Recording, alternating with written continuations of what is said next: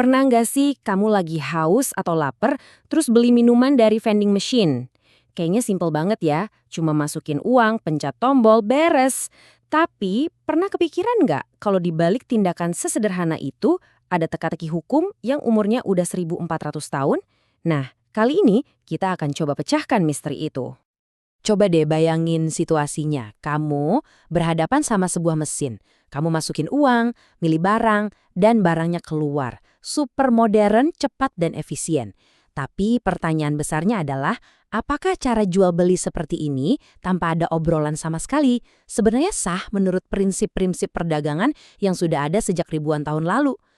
Menarik kan? Yuk kita gali lebih dalam. Oke, untuk bisa memecahkan teka-teki ini, kita perlu mundur sebentar. Kita harus lihat dulu ke fondasi dasarnya, ke inti dari semua transaksi jual-beli. Apa sih yang membuat sebuah kontrak itu dianggap sah dari dulu sampai sekarang? Mari kita lihat aturan mainnya. Nah, ini dia jantungnya.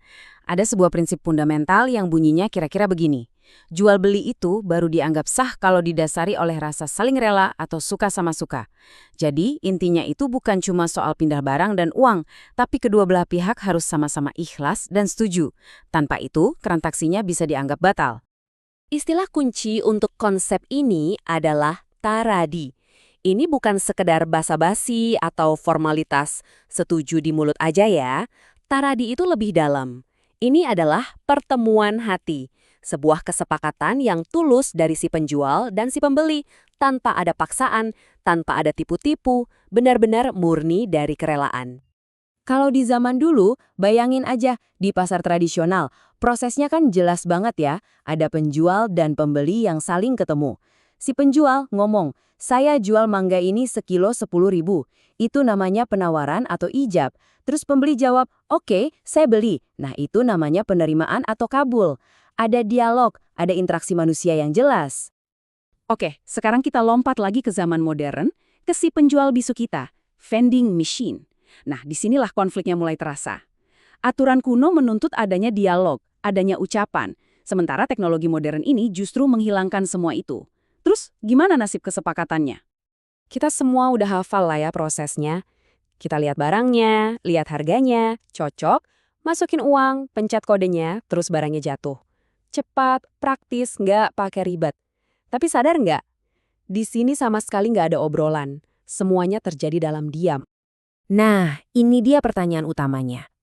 Kalau nggak ada orang yang ngomong, saya jual, di mana letak penawarannya? Dan kalau kita nggak ngomong, saya beli, di mana penerimaannya?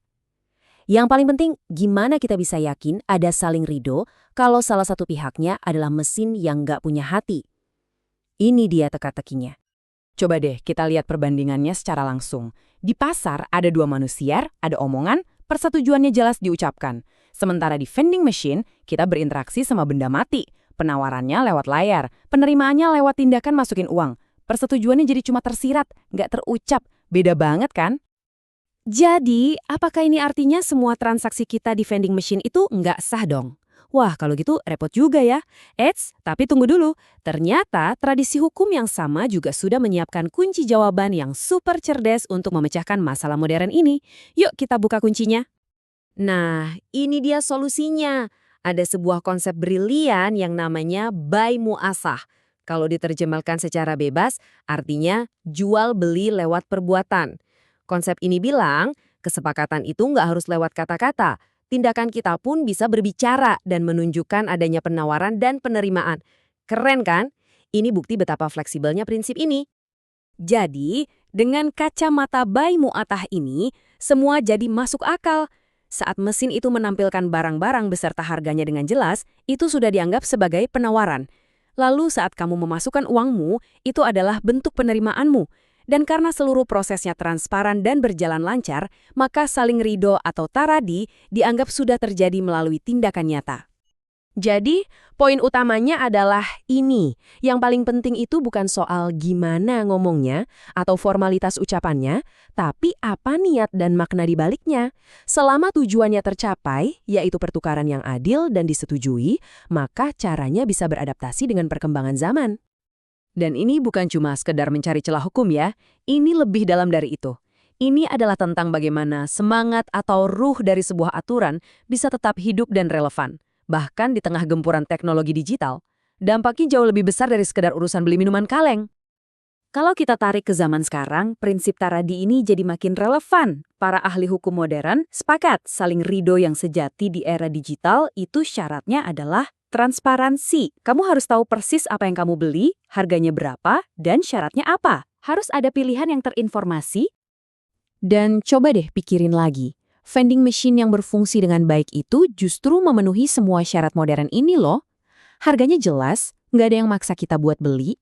Sistemnya dirancang untuk jujur, uang masuk, barang keluar. Dan kalaupun ada masalah, biasanya ada nomor kontak untuk layanan pelanggan. Semua ini membangun fondasi Taradi di era modern.